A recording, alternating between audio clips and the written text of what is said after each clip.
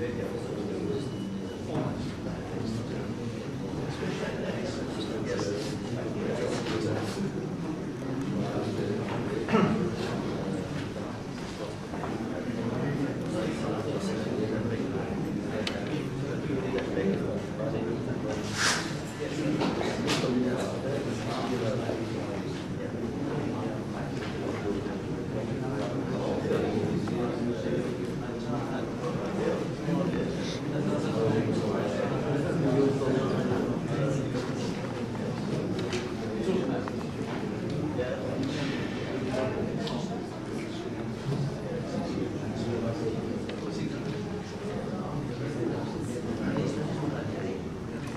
morning, everybody. Hope you had a good night. Hope you enjoyed last night and the dinner. Now it's time to work again. I'm very happy to present this morning Carmen Kamp, Total Petrochemicals and President Total Base Chemicals. You can see the title. It's about the future of petrochemicals in Europe. Carmen Kamp, please.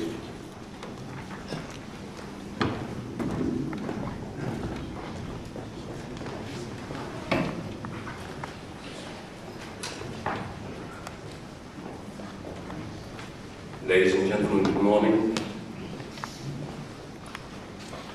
With several large sites in Europe, next to the ones we share in the United States, in Qatar, in Korea and China, and with more than 50% of our turnover realized on this continent, Total Petrochemicals is indeed an important European player, and the future of the European petrochemical industry is what I would call close to our heart. A recent study made by CIFIC, the European Chemical Industry Council, concluded that the chemical industry in Europe is at risk, and that to secure the industry's long-term competitiveness, decisive action by both the industry and the authorities is required to steer the critical drivers in the right direction. After a series of reorganizations in the 80s and the 90s, the changes in the European chemical industry have indeed continued. DSM's petrochemical operations were acquired by SABIC, Solvay sold its polymers to BP, Bayer split up Lanxess, Total is making Arkema independent, Shell and BASF sold Basel, BP sold Innovine, and Polymeri is, according to the industry rumors, still for sale. In March this year, 40% of the European chemical industry was on the market. This is undoubtedly the consequence of the long down cycle between 1998 and 2003, but also of the shifting production from the traditional regions like Europe, the United States and Japan to the rest of the world, especially Asia. In 10 years, Europe's share of the world production of chemical products fell from 31% to around 27%, as Asia's rose from 13 to 23%. This globalization is the consequence of a number of relatively recent events, such as the fall of communism, the exponential growth of information and communication technology, and the increased mobility of world capital. Over the last 15 years, global trade has grown 2 times faster than world GDP. An important part of this growth is linked to the split of the supply chain, always looking for the best place for every part of the process. By the end of the 90s, 30% of international trade was realized within global production networks. The first and foremost driver, however, continues to be the will of national governments to create employment and improve prosperity in their country.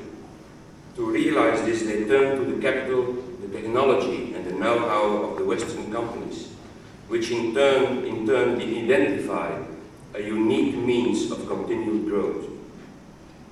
The political and economical risks have hereby to be balanced by the potential gains. One of the most important incentives is undoubtedly the cost of salary. While also important in the chemical industry, this principally acts as a magnet for its customers. Textiles, electronics, packaging and automotive, which together consume more than 50% of all chemical products, are relocating en masse. You see here the example of the change in the US net trade between 1997 and 2004 for different applications. Chemical companies must inevitably follow this relocation to prevent the supply being taken over entirely by local companies. A second major incentive is the availability of competitive raw materials and cheap energy. A typical example is the cash cost for the production of ethylene. In Europe, ethylene is produced from naphtha and so is tied to the oil price. In the Middle East, ethylene is not only produced with an energy cost that is 5 times lower than in Europe, but it's also based on ethane, which is a byproduct of gas extraction and as such cheap. The consequences are obvious. In 1990, the Middle East produced just under 3 million tons of ethylene, good for less than 5% of world production, compared to Europe's 30%. Thanks to the cheap ethane, this rose to 12 million tons in 2005, and with all the units that are soon to come on stream and all the gas fields in development, the projection is that the Middle East will overtake Europe in 2015. This has fundamentally changed the world trade flows. Within a short period of time, Europe's status has changed from a net exporter to a net importer, despite global overcapacity. This rationale is not restricted to base products like ethylene and polymers. It goes all the way down to the finished products. Asia is now the only region in the world to export plastic bags. All the other regions import them, Europe to the tune of 376,000 tons. The ultimate result is that the European polyethylene suppliers have lost these customers. The third important driver is naturally the phenomenal growth of the local markets, and particularly the remaining potential, given the large population, the expected evolution of wealth, and the resulting consumption of plastics. This globalization phenomenon has many important consequences. The first direct consequence is an increase in the number of players. The success of this globalization has created a number of new and strong majors, while a whole series of other companies, financial companies, are starting to move into petrochemicals as well. As a result, the traditional majors, that you see here in red, will only realize 10% of the world investments in petrochemicals in the years to come. These developments have beefed up competition, both competition for capital and competition for customers. The challenge facing the European industry is to keep its products competitive compared with imported products. This graph shows the world benzene trade flows. Europe imports mostly through the Mediterranean and exports mostly through Antwerp and Rotterdam. Ultimately, benzene from refineries and crackers is transported around the world in search of customers, styrene, cumene, and cyclohexane producers. The consequence of this worldwide trade is that prices get linked to each other. Prices in Europe, too, are determined by the international markets. Regional differences are ultimately reduced to exchange rates, transport costs, and import duties. At the most, there is a time lag effect. Clearly, in such a system, the relative competitive position of the various players in each region has become very important. Investment decisions are taken by companies as ours at the global level in pursuit of the best risk-result compromise. What does Europe offer to make up for high growth, cheap salaries, and low raw material and energy costs? With sites where expansion opportunities are limited, a market that is growing at a much slower rate, expensive energy and salaries that are several times higher, European projects are obviously at a great disadvantage and typically give returns that are several points lower. If we wish to bring products to Europe, we have to be competitive compared with projects in other countries. CIFIC has studied the future of the European chemical industry. To fulfill this task, a set of scenarios has been built up by expert teams from chemical companies.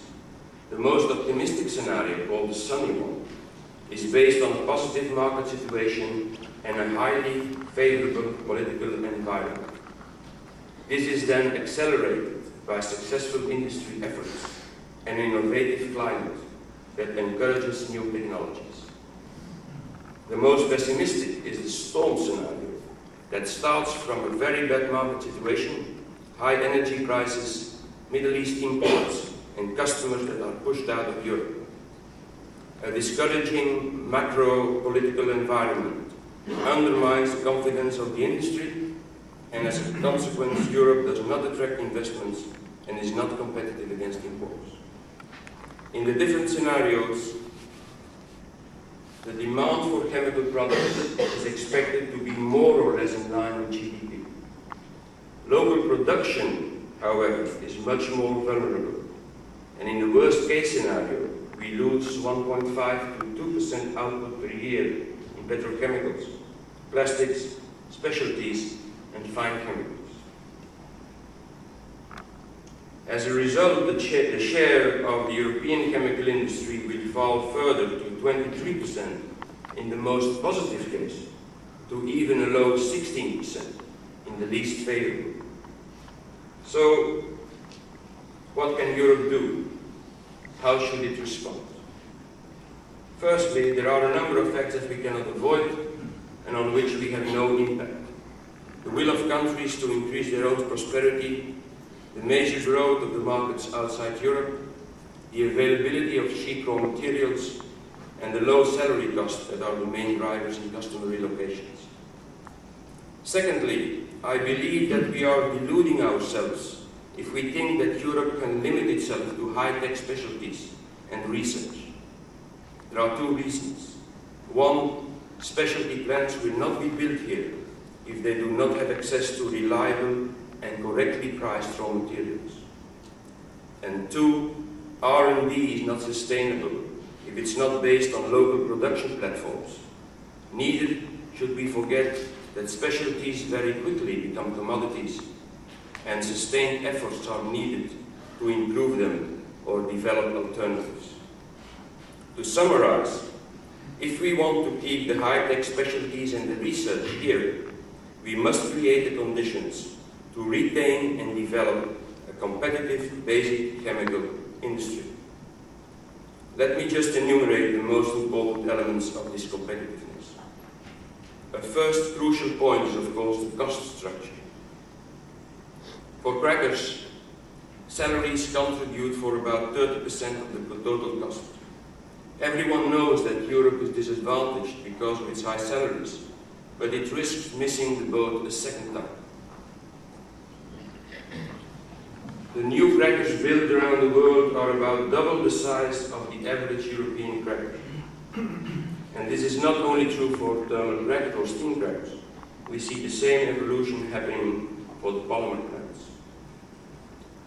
Next to the salary cost, two other elements are fundamental: energy and logistics. The petrochemical industry very much rely on energy. It's not only a main cost factor, representing 60% of the production cost of monomers through thermal cracking, but at the same time it's also a feedstock. The increased energy demand in developing countries as a consequence of the growth of the local economies, mainly China, along with the continued growth for gasoline, mainly in the United States, have created tensions on the energy market and have drastically reduced OPEC's reserve capacity. No one can foresee the future, but it seems accepted that high oil prices will be with us for a lengthy period to come. And this is not neutral for the European petrochemical industry. This figure shows the cost of supplying 1 ton of polyethylene to a customer in Europe and the changing competitive position of a local producer depending on the oil price. At $10 a barrel, Europe was more competitive. At $17 a barrel, it was a level playing field.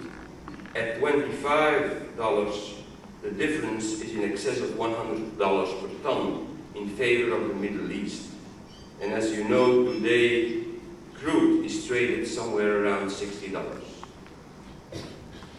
Feedstock and energy prices are thus critical determinants into the profitability of the chemical industry, and higher feed and energy costs can indeed not be translated in higher product prices to the customer because of the globalization of the industry. Moreover, the effective liberalization of gas and electricity markets within the European Union is lagging behind. Negotiated energy prices have even doubled over the last 4 years. At the same time, environmental European and national policies threaten to bring about further energy price increases. Europe has chosen to take leadership in the reduction of global warming, but it will fail if it will not be able to convince the rest of the world to participate, and it will jeopardize its own economy if it decides to go alone. In addition, European efforts will only have a marginal effect on the global warming. Fossil fuels will indeed account for more than 90% of the growth in energy demand. And almost all the increase in CO2 emissions will happen outside Europe. The European chemical industry has to, and is committed to, continue to reduce its greenhouse gas emissions by further improvements in energy efficiency, developing climate-friendly product solutions, and researching less energy-intensive manufacturing processes. Ways have to be found, however, to continue economical growth and at the same time reduce global greenhouse gas emissions.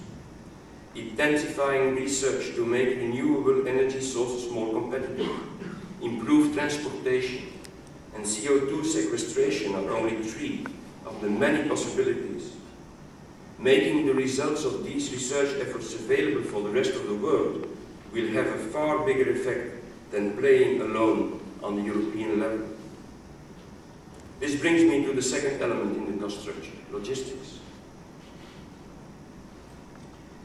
Chemicals are relatively transport intensive and rely still very much on road transport. The cost of the supply chain accounts for more than 10% of the global delivery cost and for 37% of the value added. The problem is that supply chain costs are still subject to several inflationary pressures. Transport infrastructure is becoming increasingly congested, fuel and labor costs are rising, customers are demanding shorter lead times, and environmental and safety controls are tightening and will undoubtedly lead to higher taxes. In addition, supply chain lines are lengthening due to the globalization. Both the industries and the governments have a role to play in offsetting these upward cost pressures. The industry must go further in making its supply chain more efficient.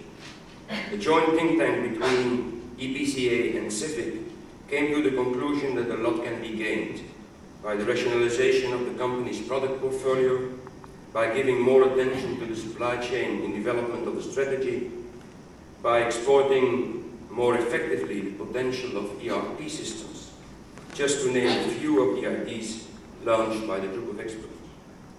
The industry must continue in integrating raw materials and finished products. It must reorganize into large integrated sites with a good balance between the supply of raw materials at the coast and the production of end products close to the customer. Our industry has been promoting the development of pipeline systems for some considerable time now. Safe and environmentally friendly connections that should help lighten the burden on the gridlocked road network and open up access to plants further inland. The governments have already supported a great many good initiatives in this domain, but more still has to be done, and a continued intensive partnership between the various players is needed. Continued liberalization, improved pan-European transport infrastructures, and the support of the European Marco Polo initiatives will facilitate intermodal transport and make logistics by rail and inland shipping more flexible, more efficient, and so cheaper. In this way, we can maybe reduce the 30 to 50% handicap we have in Europe compared to the United States. Next to the cost structure, there is another important point to increase our competitiveness, and that is innovation. The chemical industry is an engine for innovation for other industries through the development of new materials and applications. Thanks to the globalization and the increase of the energy prices, other technologies and alternative raw materials suddenly become interesting and offer an opportunity for research leadership. The production of plastics based on gas, the renewed interest for the gasification of coal, and certainly the far-reaching synergy between refining and petrochemicals are part of these developments. An additional challenge is the changed propylene to ethylene balance. The increased production of ethylene from ethane and the strong growth of propylene derivatives have driven up the price of propylene compared with ethylene. The consequence is once again the increased interest in refinery propylene, together with the need for on-purpose technologies like metathesis or olefin cracking. It is estimated that by 2015, 10% of the propylene production, or an equivalent 10 million tons, will have to come from on-purpose technology. Europe has always held a leading position in chemistry thanks to the high level of technical expertise and investment in research. At its current investment level of 2% of GDP, Europe is still well short of its Lisbon objective of 3%. In addition, we continue to have an enormous problem attracting technical and scientific talent. The number of graduates in chemistry and industrial chemistry has fallen by 10% a year since 1996. Moreover, we are slower in translating innovation into products. There are far too many regulations and patents are expensive and complicated matter in Europe. Compared with the United States, it takes us 3 times longer to bring new chemical substances to the market at 10 times the cost. It is the role of the government to simplify these systems drastically, but it is the role of industry to generate enthusiasm for innovation, progress, and new technologies. Promoting public acceptance, gaining public support, and generating interest among young people will most likely require a better image. The chemical industry is one of the least appreciated sectors of the economy. It is considered as to be occult, dangerous, and damaging to the environment. The industry has already realized a very substantial improvement in its safety and environmental record, and it is decided to continue. Furthermore, greater transparency should increase confidence and reduce the need for tighter regulations. In reality, however, regulation continues to increase exponentially. Europe appears to want to go its own way and is seemingly prepared to threaten its own economical growth. The industry has argued many times that our laws should be benchmarked against those of the most important economical actors in the world. It advocates carefully studying the impact of new legislation and analyzing the pros and the cons. The bulk of our industry is made up of small and mid-sized companies, and in many cases they will not survive ever greater regulation. Europe needs growth as a precondition for generating employment and the resources to maintain our social and environmental aspirations. Europe is a world champion when it comes to social policy and environmental protection, but its economical potential is shrinking. The Lisbon objectives and the renewed attention the Commission is giving to the European industrial policy offer a good opportunity to address issues of concern to the chemical industry. CEFIC has proposed the creation of a European strategy group on chemicals to start a constructive dialogue at the European level on the political, economical and environmental challenges the chemical industry faces. Indeed, the importance of the chemical industry for the European society can hardly be overestimated. Not only is a strong creator of wealth, thanks to its trade surplus of 40 billion euro, but it also provides employment for about 4 million people. In addition, the chemical industry is at the beginning of the value chain and supplies virtually all sectors of the economy. Chemistry is synonymous with innovation, and especially in Europe, it has always played a key role in economic and social development, offering continuously new products to improve the standards of living. Without chemical industry, there is no chemistry, and without chemistry, there is no solution for the big challenges the world is facing in the foreseeable future. Imagine 10 billion people with the resulting problems on energy, food, and water supply. A competitive European chemical industry has the necessary characteristics to continue to play a key role in this highly globalized industry. This requires, however, a new style industrial policy aimed at creating the right framework conditions for business. And the industry has to realize its own part. And this means also a different and more transparent way of doing business. Ladies and gentlemen, without the strong support and interest of the local communities, the chemical industry will, in my opinion, not survive in Europe. Thank you.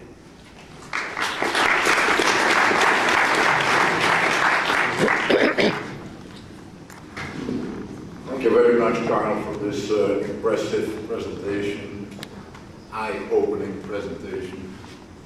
Any questions? Any comments?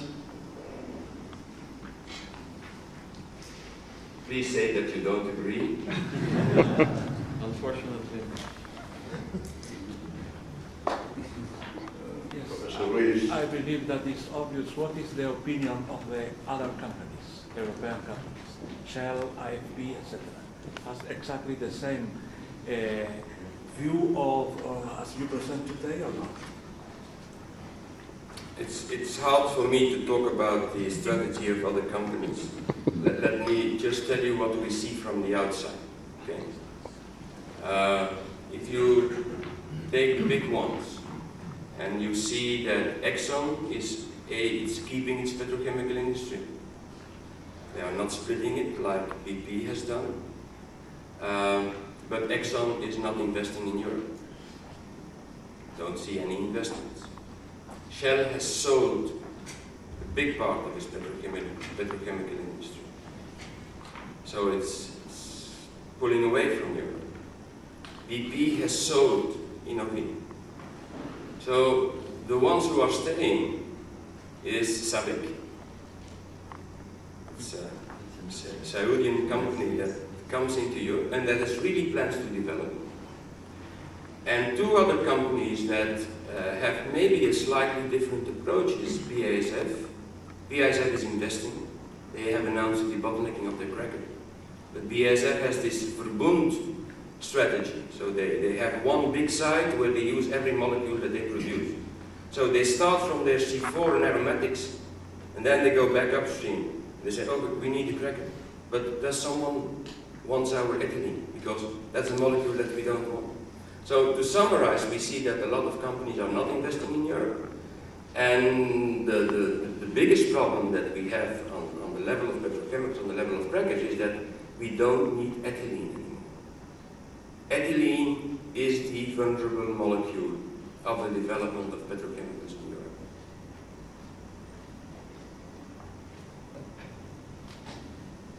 Yes, when you think of the boom of the ethylene industry, 20 years ago, 25 years ago, a little bit more, that's quite a change. You saw the disadvantage that we have $100 per ton imported in Europe at the $25 a barrel. We are at 58 today, and so we have $250 to $300 per ton disadvantage. There is no way that you can do that. The only positive point is that Asia is demanding a lot of ethylene. The day that economical growth will reduce in Asia, it will be a disaster in Europe. Because all the Middle East producers, they will turn their ships and they bring them to Europe. So let's pray that the Asians continue to consume.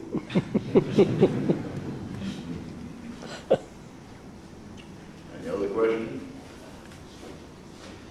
Carl, could you comment on the downward trend in Japan? Well, Japan is a very difficult case. I think that one of the biggest problems of Japan has been that they refuse to restructure their chemical industry. They are too expensive, they have very high raw material costs. Their local economy growth has reduced and they were not competitive in exporting. So inevitably this provokes a downward trend. High cost, local market that is going down, and refusing to restructure the chemical industry. They tried several times. Big companies came together, discussed for years, and at the end, the egos were so high or so big that they said, okay, we cannot launch. And that's the problem of the Japanese petrochemical industry. Yes, sir.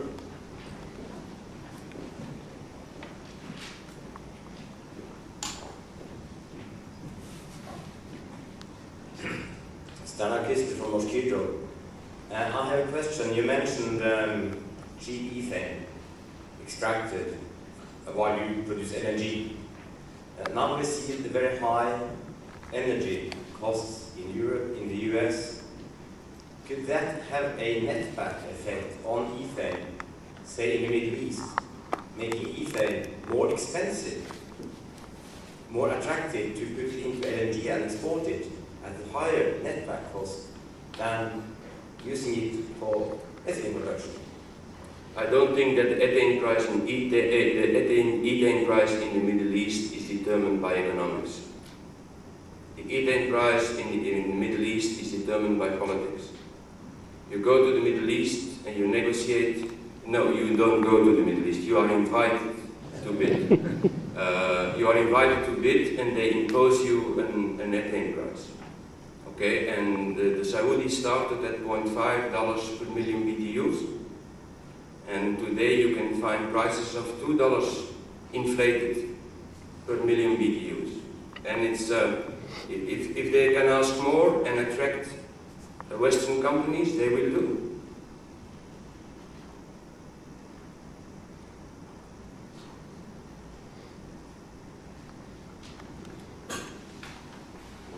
Another question. Okay. Is there? In one of your slides, I saw a trend that while Europe was decreasing, the United States were still going up.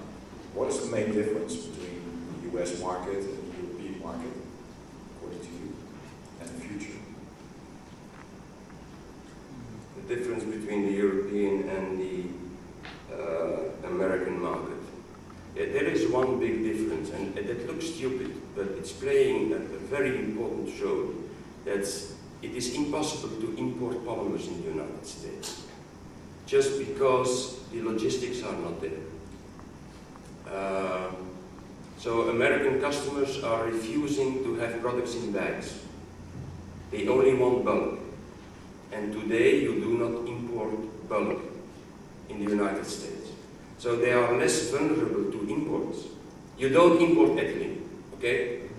There is one terminal in the United States, it's property of Mitsubishi and Exxon. We tried, you cannot get into that terminal. So it's impossible to import ethylene. It's impossible to import polymers. Okay. What you saw after the hurricanes, Karina and Rita, China was long, but China was not exporting to the United States. China was exporting to Latin America. And Latin America was preferring Asian products instead of American products. So the biggest threat for the American petrochemical industry is that they're losing exports. Okay. And that's the fundamental difference between Europe and the United States. We are invaded by imports. The Americans, and we have lost already exports. The Americans are not invaded by imports, at least not ethylene and polymers. They are vulnerable because of the import of finished products. The t-shirt bags in the United States, they are imported. So there is that vulnerability. But that's the second step. Sorry. And they start to feel it now. But they have already lost their exports. Yeah, we can't claim the market size anymore, US with respect to Europe. We have more people than there, except perhaps for the level. The level of GDP, the level of wealth, the level of consumption. Yeah. Any other question? Well, if not, we'll thank again Karel van Kamp, Dr. Karel van Kamp.